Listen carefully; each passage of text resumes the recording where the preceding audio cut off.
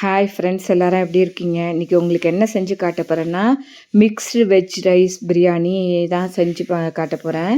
இது வந்து பிரியாணி ஸ்டைலில் பண்ணி காட்ட போகிறேன். Mixed vegetable rice. அதுக்கு தேவையான பொருட்கள்லாம் எடுத்து வச்சுருக்கேன். இந்த ரைஸ் பாஸ்மதி ரைஸ், அதுக்கப்புறம் வெங்காயம், தக்காளி, காய்கறிகள், ஃப்ரோசன் வெஜிடபிள் யூஸ் பண்ணுறேன். கொத்தமல்லி, புதினா, அதுக்கப்புறம் சில்லி பவுடர், பிரியாணி மசாலா, நெய், எல்லாமே என்னென்ன ஸ்பைசஸ் என்னென்ன வேணுமோ எண்ணெய் எல்லாமே எடுத்து வச்சுருக்கேன். கட் பண்ணி ரெடியாக இப்போ பண்ணலாம் வாங்க பார்க்கலாம் எப்படி பண்ண போகிறேன்னு. பெரிய அலுமினிய வெங்காயம் கட் பண்ணி வச்சுருக்கேன். ஒரு 12 வெங்காயம். ஒரு பெரிய அலுமினியம் 2 கிலோங்கிறனால பெரிய அலுமினிய பாத்திரம் எடுத்து வச்சுருக்கேன்.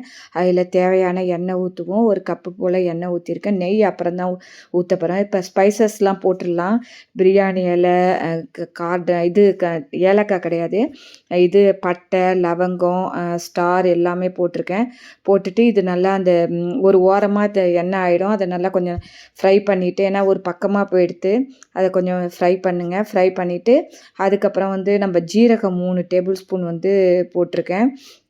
அந்த 3 டேபிள் ஜீரகத்தை போட்டு அது நல்லா பொரிஞ்சோடனே சிம்மில் வச்சுங்க. அலுமினிய பாத்திரங்க, நீங்கள் இதுமாதிரி அலுமினிய பாத்திரத்தில் பெருசாக பண்ணும்போது நிறையா சிம்மில் வச்சுங்க, இல்லைன்னா கருகும். இப்போ வெங்காயம் கட் பண்ணி வச்சுருக்கேன். ஒரு 12-13 வெங்காயம் நீளமாக கட் பண்ணி வச்சுருக்கேன். இந்த 2 கிலோ பிரியாணிக்கு ஒரு 12லேருந்து 13 வெங்காயம் எடுத்திருக்கேன். ஆக்சுவலாக கட் பண்ணிவிட்டு இதை நல்லா வதக்குங்க. சிம்மில் வச்சு வதக்குங்க. ரொம்ப பெருசாக வச்சா தீஞ்சு போகும். அதனால் சிம்மில் வச்சு வதக்குங்க. இதுக்கு தேவையான உப்பு போடுவோம். இது வதங்கிறதுக்கு 1 டேபிள் ஸ்பூன் உப்பு போட்டு ஃபஸ்ட்டு வதக்குவோம். அதுக்கப்புறம் நம்ம வந்து மற்ற உப்பெல்லாம் அப்புறம் போட்டுக்கலாம். இப்போ பாருங்கள், உப்பு போட்டாச்சு. இதை வதக்கிட்டு இது கலர் வந்து நல்லா ப்ரௌன் ஆகணும்.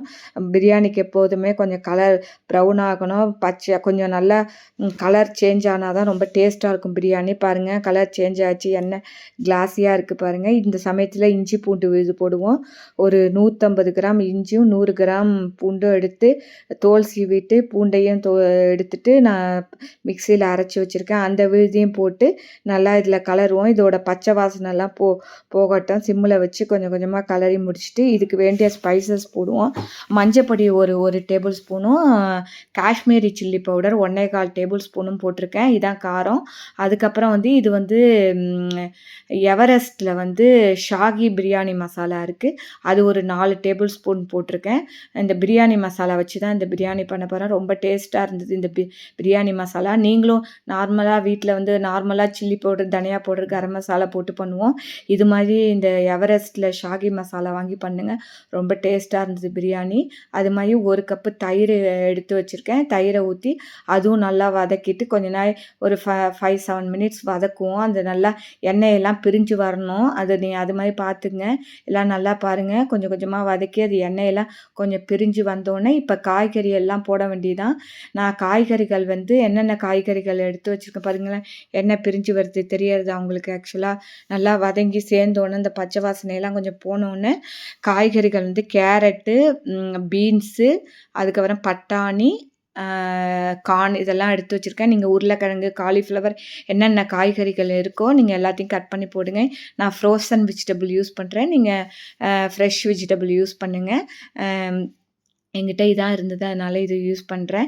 இப்போ நல்லா இந்த காய்கறியெல்லாம் சேர்ந்து வரட்டும். இதுக்கு தேவையான உப்பை போட்டுருவோம். இதுக்கு தேவையான உப்பு நான் போட்டுட்டேன், உங்கள்கிட்ட காட்டலை. இதுக்கு தேவையான ஒரு 10 டேபிள் ஸ்பூன் போட்டேன். இந்த பிரியாணிக்கு தேவையான உப்பு போட்டுருவோம்.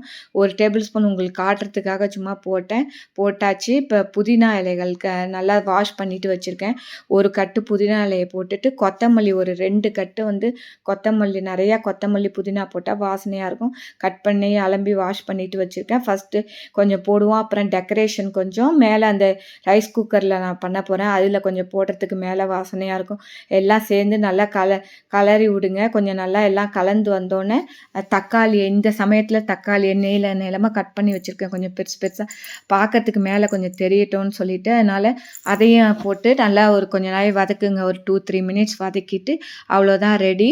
அப்புறம் இந்த சமயத்தில் நெய் ஊற்றுங்க. ஒரு 50 கிராம் 75 கிராம் உங்களுக்கு எவ்வளோ தேவையோ நெய் இந்த பிரியாணிக்கு தேவையான நான் 50 கிராம் ஒரு 75, 100 கிராம் யூஸ் பண்ணியிருப்பேன். இந்த டப்பால இன்னும் கொஞ்சம் போட்டேன். போட்டு நல்லா நெய் நெறையா நெய் போட்டா தான் கொஞ்சம் நல்லா வாசனையா இருக்கும் பிரியாணி. எண்ணெய் ஃபஸ்ட்டு ஒரு கப்பு ஊத்திருக்கேன். எல்லாத்தையும் போட்டு நல்லா கலரி விட்டுட்டு அவ்வளோதான் ரெடி ஆயிடுத்து. இப்ப ரைஸ் வந்து பாஸ்மதி ரைஸ் ஒரு 4 கப்பு ரைஸ் குக்கர்ல தான் பண்ண போறேன். டைரக்ட்டா வச்சு பண்ணும்போது உடையறதுக்கு வாய்ப்பு எனக்கு இருக்கு. கொஞ்சம் தெரியாதனால நான் ரைஸ் குக்கர்ல பண்றேன். ஒரு 4 கப்பு இதால ரைஸ் கப்பால இந்த கப்பால 4 கப் எடுத்து வச்சிருக்கேன்.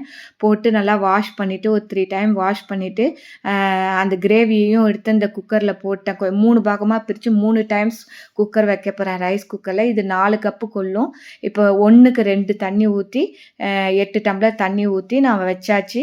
அந்த கிரேவிய போட்டு அந்த ரைஸையும் போட்டு ரைஸ் குக்கர்ல வச்சு மேல கொஞ்சம் கொத்தமல்லி தூவி, இந்த சமயத்துல உப்பு எப்படி இருக்கு எல்லாம் டேஸ்ட் நம்ம பார்த்துக்கலாம். இப்ப ரெடி ஆயிடுத்து பாருங்க. பிரியாணி நல்லா பொல பொலன்னு டேஸ்ட்டா வந்திருக்கு. 2 கிலோ பிரியாணியும் பண்ணிட்டேன். இது மாரி ஒரு 3 டைம்ஸ் வச்சேன். 4 கப் வச்சுட்டு அப்புறம் ஒரு 3 கப் பண்ணினேன். நீங்களும் உங்க வீட்ல இத மாரி நெறையா குவான்டிட்டில பண்ணி பாருங்க. புடிச்சிருந்தா என் சேனல் லைக் பண்ணி, ஷேர் பண்ணி, சப்ஸ்கிரைப் பண்ணுங்க. Thank you friends.